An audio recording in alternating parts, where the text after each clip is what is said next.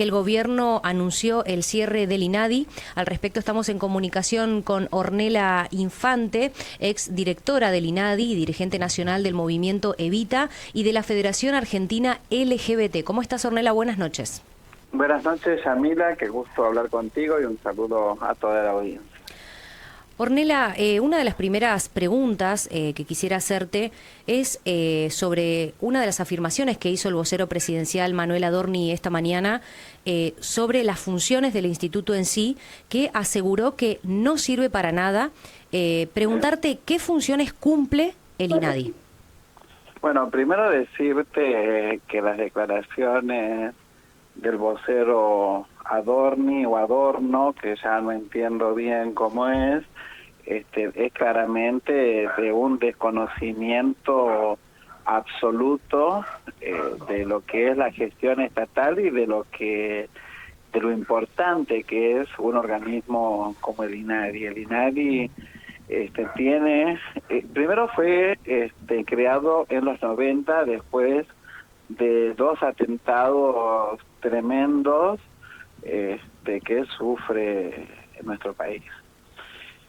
En el INADI se han llevado adelante desde su creación, incluso profundizando las políticas contra la discriminación con el decreto presidencial del presidente Néstor Kirchner, con el cual diversas poblaciones de la sociedad logramos primero entablar un diálogo con el Estado. Me refiero a la población de la diversidad sexual, me refiero a las personas con identidad de género autopercibida, me refiero a las personas con discapacidad y de allí, entre otras poblaciones, empezar a articular junto al Estado y la sociedad civil las demandas para que se convirtieran en legislación, en una política pública, y es así que, por ejemplo, quien te habla, quien ha sido torturada, picaneada en el año 1995 por la policía de Tucumán, por códigos contravencionales que nos criminalizaban, logramos a lo largo y a lo ancho de nuestro país derogar esos códigos contravencionales, y después de haber logrado poner también en debate de la sociedad de las diversas violencias sistemáticas de nuestros derechos humanos, logramos el matrimonio igualitario, la ley de identidad de género, la ley de salud mental, la ley de migraciones. Allí funcionan observatorios como el Observatorio de Deportes, de Medios, de Internet, que están dictaminando constantemente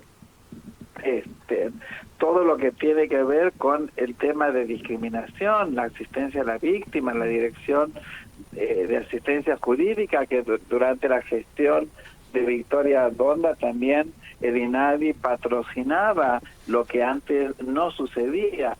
El INADI es un organismo que nos dio la posibilidad de vivir mejor a muchos y muchas que el mismo Estado no nos daba la posibilidad.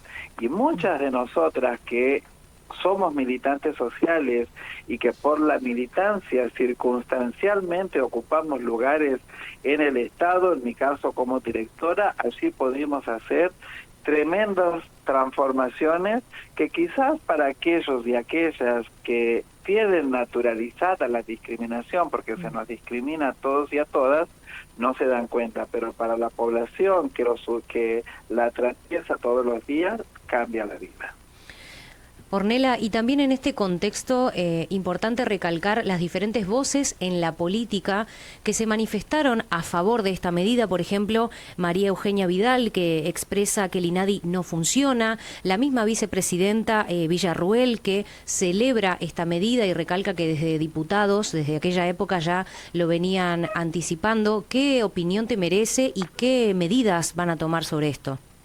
Bueno, es, como te decía hace un instante, también un nivel de improvisación y de desconocimiento, ¿no? La actual titular del INADI se enteró por una conferencia de prensa del anuncio del cierre del organismo, siendo que el día de ayer había estado reunida con los trabajadores, con las trabajadoras y con gente del Ministerio de Justicia.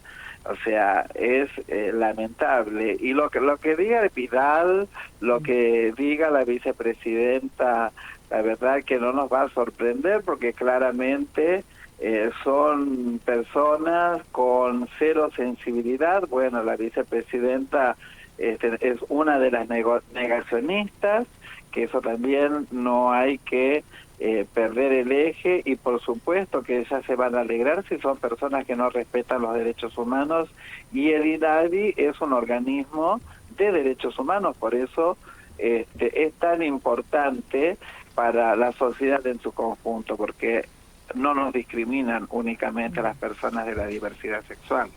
Eso creo que lo tenemos claro todos y todas. Y cuando discriminan, no nos preguntan si somos libertarios, peronistas, trotskos, radicales, anarcos o apolíticos.